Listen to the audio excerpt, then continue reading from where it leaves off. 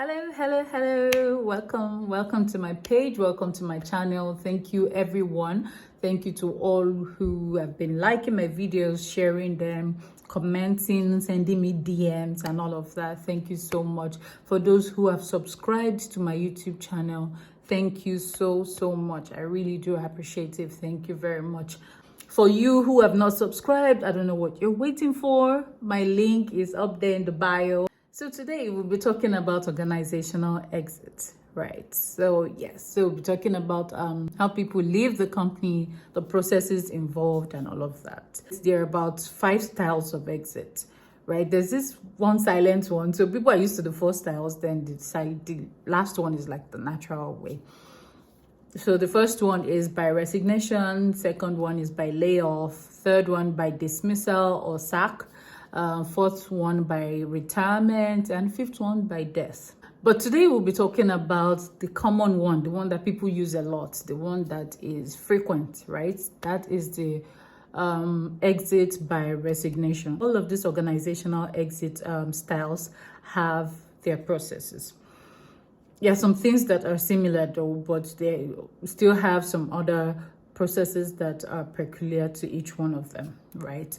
For the resignation exits, I will tell you how I handle mine, because I noticed that some HRs handle theirs differently.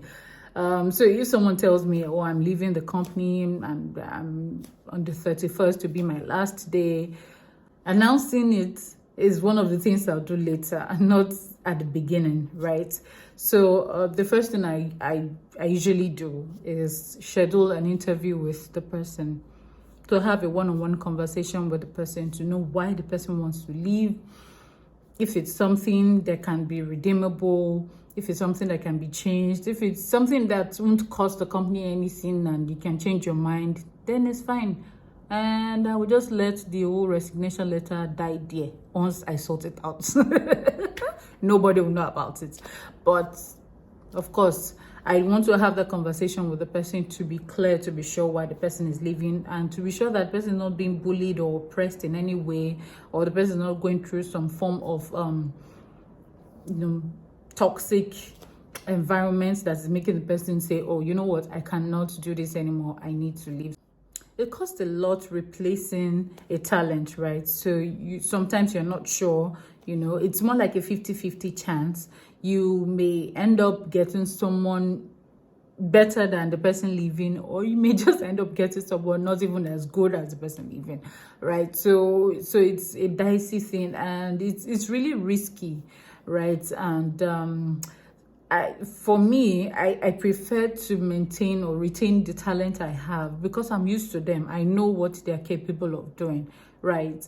I would rather keep them than have someone else come in. I'm okay with changes. I love it, but getting a new talent is not one of the things as an HR person you want to be doing every time, because people will begin to suspect or ask questions why you keep changing stuff and why you always have to do recruitment every time. It is not as if you're recruiting for new positions that are opening in the companies, because you're replacing. Then it becomes too much of too many questions to begin to come. Then also I would schedule a one-on-one interview with the supervisor and the employee himself or herself